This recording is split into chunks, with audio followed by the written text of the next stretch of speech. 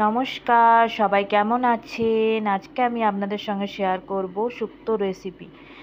চলুন দেখে নেওয়া যাক কী কী উপকরণ লাগছে সজনে ডাঁটা, আলু, বেগুন, উচ্ছে, টমেটো, কাঁচা লঙ্কা, সর্ষের তেল, শুকনো লঙ্কা, চিনি, হলুদ, জিরে, লঙ্কা গুঁড়ো, পাঁচফোড়ন।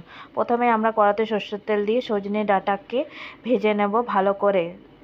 সজনে ডাঁটাকে কিছুক্ষণ পর ভাজা হয়ে গেছে, আবার ওই তেলেই বেগুন ভেজে নেব 1 চামচ হলুদ আর 1 চামচ নুন দিয়ে। সব আলাদা আলাদা ভাজতে হবে, তাহলে শুক্তোর টেস্ট ভালো হবে। আর আমি সিম্পলভাবেই শুক্তোটা বানিয়েছি, অনুষ্ঠান বাড়ির মতো নয়। বেগুন ভাজা হয়ে গেছে, কেউ স্কিপ করবে না, পুরো ভিডিওটা দেখতে থাকুন। আবার ওই তেলে উচ্ছে লাস্টে ভাজবো 1 চামচ নুন আর আবার 1 চামচ হলুদ দিয়ে।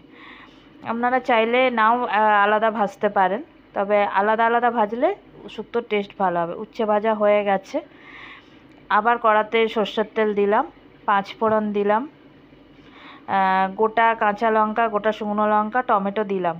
1 চামচ হলুদ গুঁড়ো দিয়ে দিচ্ছি, 1 চামচ জিরে গুঁড়ো, 1 চামচ লঙ্কা গুঁড়ো দিয়ে দিলাম, দিয়ে 1 চামচ নুন দিলাম, দিয়ে ভালো করে ভাজতে হবে মশলাটাকে।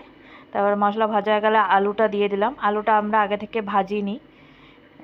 তারপর আলু ভাজা হয়ে গেলে মশলার সাথে তারপর বেগুন ভাজাটা দিয়ে দিলাম। তারপর বেগুনটাকে ভেজে নিয়ে তারপর সজনে ডাঁটা ভাজাটা দিলাম। তারপর আলু, বেগুন, সজনে ডাঁটা একসঙ্গে কিছুক্ষণ ভাজার পর উচ্ছে ভাজাটা দিয়ে দিলাম। উচ্ছে ভাজা দিয়ে দেওয়ার পর 2 বাটি জল দিয়ে দিলাম। 2 বাটি জল ফুটে গেলে, জলটা ফুললে 1 চামচ চিনি দিয়ে দিলাম। তারপরে চিনিটাকে ভালো করে মিশিয়ে নিচ্ছি। তারপরে ঝোলটা ফুটলে ঢাকা দিয়ে দিচ্ছি। 10 মিনিটের মতো সিদ্ধ হতে সময় লাগবে। আমাদের শুক্তো তৈরি হয়ে গেছে। ভিডিওটা ভালো লাগলে সাবস্ক্রাইব করবেন আর লাইক, শেয়ার, কমেন্ট করতে ভুলবেন না। পরবর্তী ভিডিওতে আবার দেখা হবে।